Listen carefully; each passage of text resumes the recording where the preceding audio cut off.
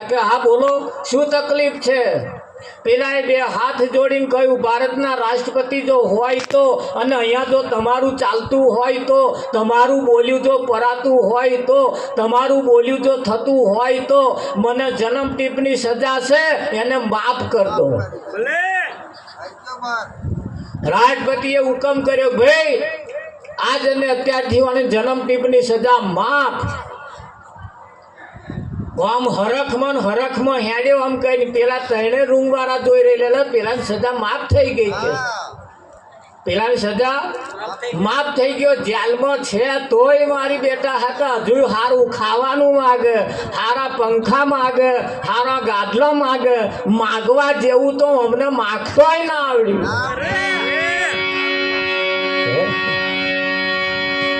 પેલા ઓળખો તો ખરા એ કોણ છે, એમની સત્તા કેટલી છે, ને સત્તાને જો ઓળખીએ તો માગવા જેવું તો માગી લઈએ તો દાઢો વરખ ના વરે. બસ સવારમાં ઉઠીને અગરબત્તી કરવાની કે ઢોરે મોણસે સુખી રાખજો, બર્યા નહીં રાગે પડે તો આપણે રાગે પડો. આજ માગ્યું છે, આજ માગ્યું છે. આથી બીજું આગળ જઈને વધે કે શેર માટીની ખોટ છે તો એ પાછું માગે. આવું જ બધું માગે છે. તમે જુઓ, જે માગવા જેવું છે એ તો કોઈ માગ્યું જ નથી. ગામની ભાગોરે માતાજીનું મંદિર હોય, ભગવાનનું મંદિર હોય, માતાજીનું મંદિર હોય તો હુખડી લઈને તો જાય તરાપે પાછા હારું કરજો એમ કરીને કે જેટલા આખું ગામ પેલા ભાગોર બેઠા એમનો આ જ ધંધો પાડ્યો છે, સારું કરજો સારું કરજો. મહી બેઠેલો એ કહ્યું, અમે તો કોઈનું ખોટું કરીએ તો અહીં આવીને કહો સારું કરજો સારું કરજો સારું કરજો. મેં ખોટું કર્યું પાછું અમને ટેવ પડી પેલાને કહેવાનું સારું કરજો સારું કરજો. પેલા કે અમે અહીં બેઠા ભાઈ કોઈનું ખોટું નહીં કરતા, અમને શું કહો સારું કરજો સારું. આ નર્યો એનો નહીં બદલાતો. જો બદલવો હોય તો જઈને એટલું કહો આજ અને અત્યારથી હું સારું કરીશ. જો દાડો બદલાય કે ના બદલે પણ ના અમને ઘંટી ઘોડા કરવાના, પેલાને કહેવાનું તું સારું કરજે તું સારું કરજે. મેર આવે ભાઈ. પણ એ હુખડી તો તરાપે કોઈ આજ દિન સુધી એવું નહીં કહ્યું કે ભાઈ કાલે હુખડી બનાવવાના છીએ અમે તે કાલ માર્ગે હુખડી ખાવા આવજો. આવે કે ના આવે પણ ના કે તો લઈને જાય. જોવાના છે કે અમને પાલોવા વહમો. અને કોકદાર ઘેર તો બોલાઈ લાવો, ઘેર તો કોકદાર તો બોલાઈ લાવો. હા પણ એમને ના બોલાવે. હા પાર્કે ઘેર વેવાય આવ્યો હોય તો એમને ચા પીવા બોલાઈ લાવે. આઈને બેહાડે ફર્સ્ટ ક્લાસ ગાટલું નાખે, ગાબડો પોથરે ને એમ ફર્સ્ટ ક્લાસ બેહાડી પોથરે, પછી ચા એમના છોકરાને બેન મોકલે, જા બેટા ચાલે. પછી ચાલે પેલા આવે ને ત્યાં ઠૂહો મારે, વેવાય આપણો છોકરો તરીકે કહેજો ધોનમાં હોય તો. છોકરા ધોનમાં ગલાવા હતું એવોને બોલાઈ લાવે, પણ પેલો બેઠો કલ્યાણ કરવા વાળો ના બોલાવે. બોલાવે હા પણ છોકરા ધોનમાં ગલાવા તમારે ના બનતું હોય તો ધોજે નહીં બોલાય. હું આવજો મહેમાન તાર તરીકે ઘેર.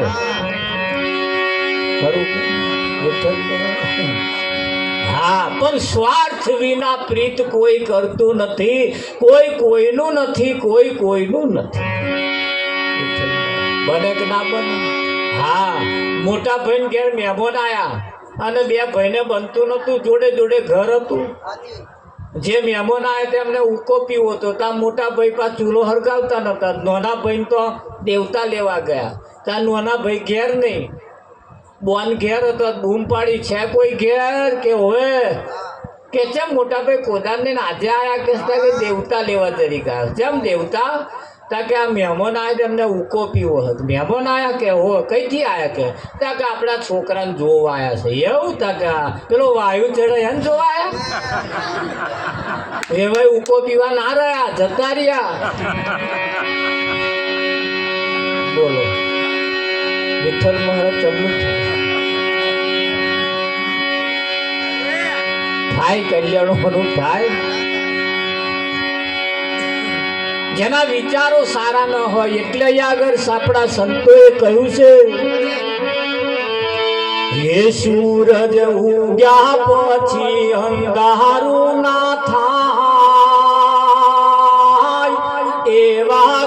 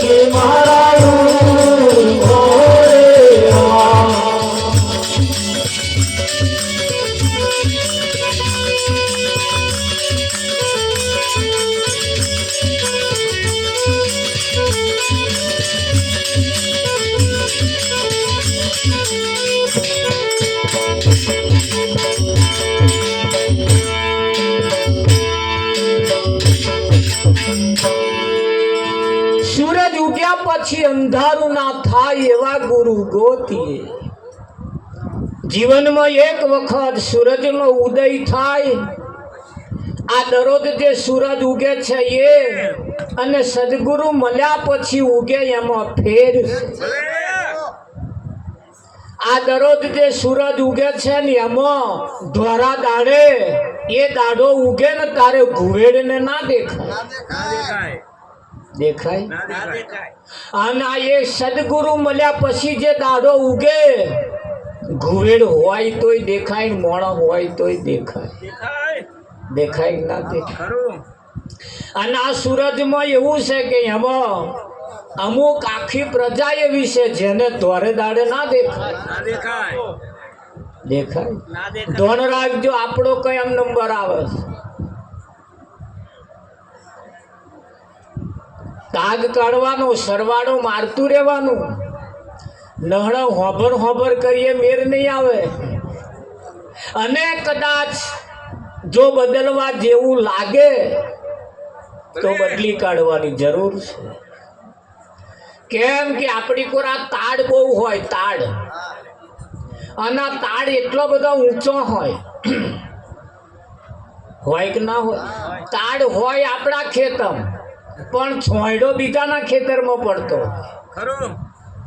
હવે આપણા ઘરનું તાડ એના છોંયડે આપણને બેહવાનું ના મળે. ઘણી ખરી ભક્તિ એવી છે આપણે કરીએ ને બીજાને ફાયદો થતો હોય. હે, જે કરતો હોય એને પૈસો ફાયદો ના રહે. ફાયદો આપણને થવો જોઈએ. સદગુરુ મળ્યા પછી, સૂરજ ઉગ્યા પછી ક્યારે અંધારું ના થાય એવા કોઈ સદગુરુની જરૂર છે. પણ એ સદગુરુ કેવા હોવા જોઈએ? એક હગો મળે અને એક સંત મળે એમાં ફેર. એક હગા મળે ને એક સંત મળે એમાં ફેર છે. હગા મળે ને તેમની વાતો હગા જેવી હોય. કેવું છે આ વખત ડોંગરમાં ઉતારો સારો આવે એવું લાગે છે. આખો દાડો રોકાય. કાં તો ઢોરોની વાતો કરે, કાં તો ખેતરની વાતો કરે, કાં તો છોકરોની વાતો કરે, કાં તો હગવાલાની વાતો કરે. એ બીજી તમારું સારું થાય એવી તો કોઈ વાત એમાં હોય. અને કોઈ સંત જો મળે તો ખેતરની, ઢોરોની, બીજાની વાત ના કરે, તમારી વાત કરે. કઈ વાત કરે? આપણી વાત કરે. પણ એક સંત એક એવા છે કે આપણો સંદેશો લઈને આવ્યા છે.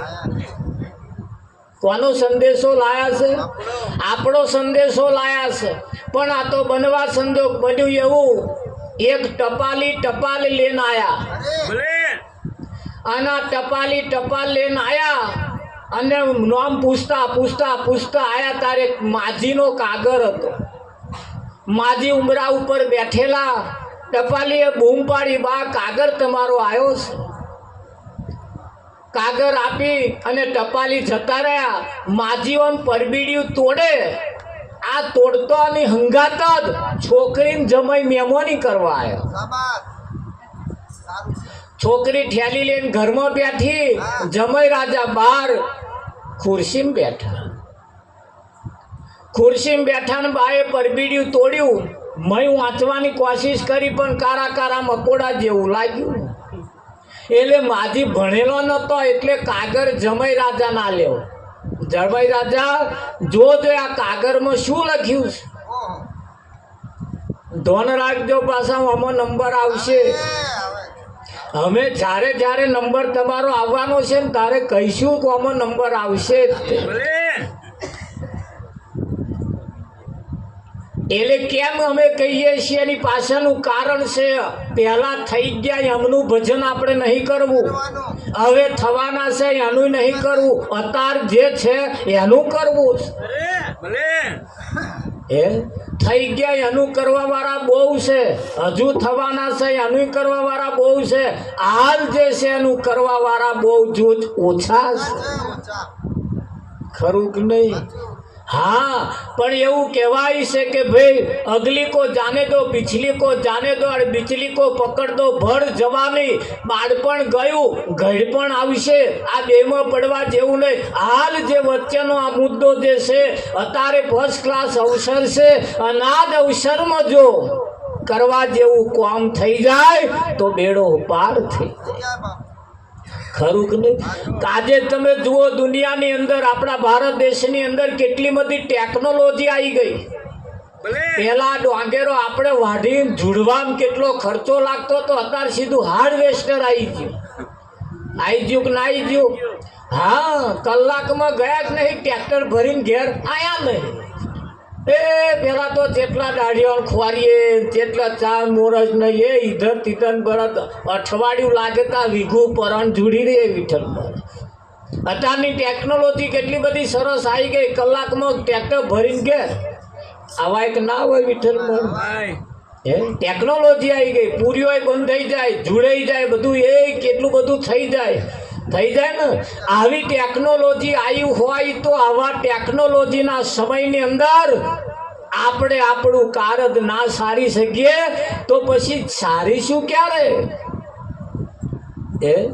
એટલે કહ્યું અહીંયા આગળ માજીએ કાગર જમાઈ રાજાને આલ્યો જમાઈ રાજાએ કાગરમાં આમ જોયું અને આંખમાંથી બોર જેટલો આંસુ પડવાના ચાલુ થયા માજીએ જમાઈ રાજા હોમું જોયું મોનું ના મોનું કંઈક અજુગતો કાગર આવ્યો હોય એવું લાગે એટલે માજીએ છૂટા મોઢે રડવાનું ચાલુ કર્યું છૂટા મોઢે એટલે તો ખબર પડે ને હા રડવાનું ચાલુ કર્યું વહેલી છોકરી આવી બહાર કે આઈ રડે હે ઘરવાળા રડે હે થયું શું કાગરની અંદર જોઈ જમાઈ રાજા રડે કે છોકરીએ રડવાનું ચાલુ કર્યું બાની જોડે બેસી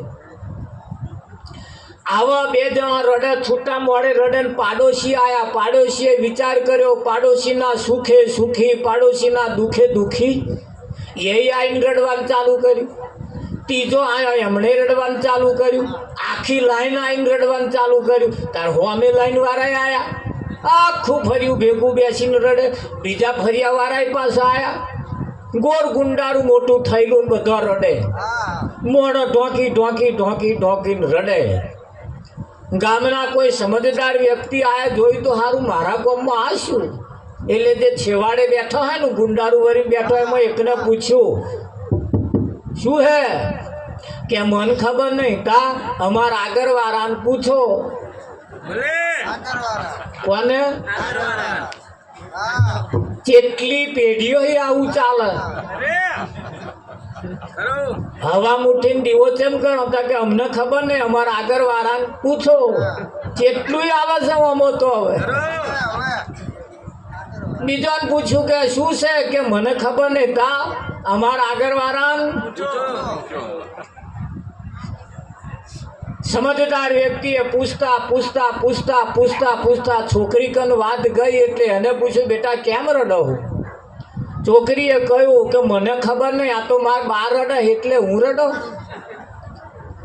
બાને પૂછ્યું બા કેમ રડો છો ઓહો સારું થયું આયા કે છે કેમ રડો છો કે ટપાલ કાગર લઈને આવ્યા અને કાગર મને વાંચતો નહોતું આવડતું એટલે મેં જમાઈ રાજાને આલ્યો જમાઈ રાજાએ કાગર વાંચતો રડવાનું ચાલુ કર્યું એટલે હું રડો મને ખબર નહીં હું ચમ રડો સમજદાર વ્યક્તિએ જમાઈ રાજાને કહ્યું જમાઈ રાજા કાગર વાંચતો તમે તો રડો છો પણ જ્યાં ચોખવટ તો કરો કે આ કાગરમાં શું એવું લખ્યું છે કે આ બધાય રડે છે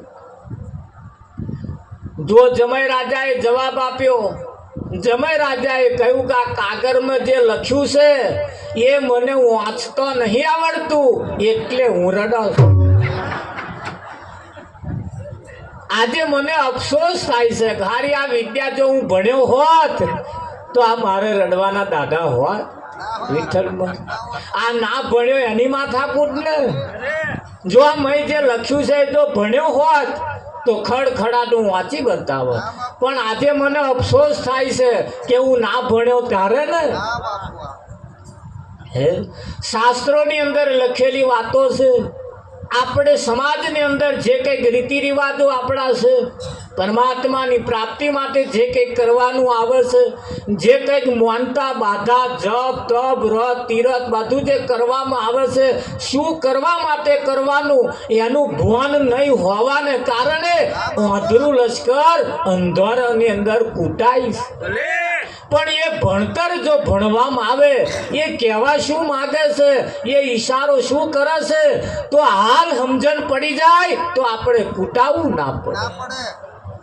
હે ખરું કે નહીં? હા, ગણપતિના પ્રસંગો ચાલતા હતા ને અમે એક જગ્યાએ ગણપતિમાં ભજનમાં ગયેલા.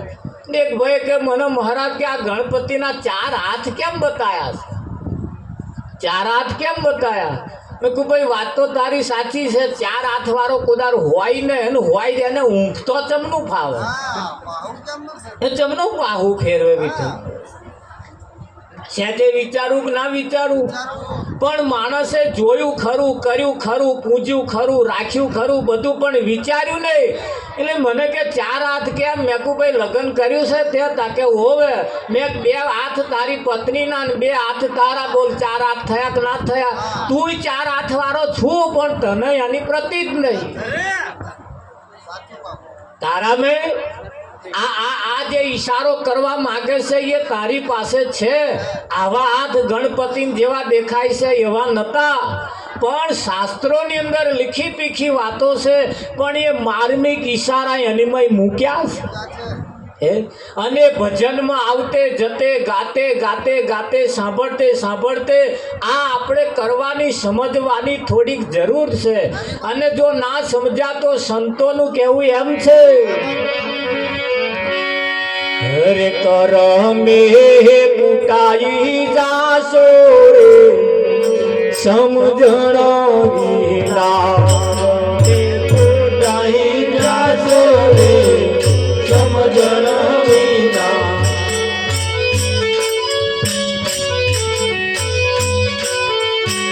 મુવા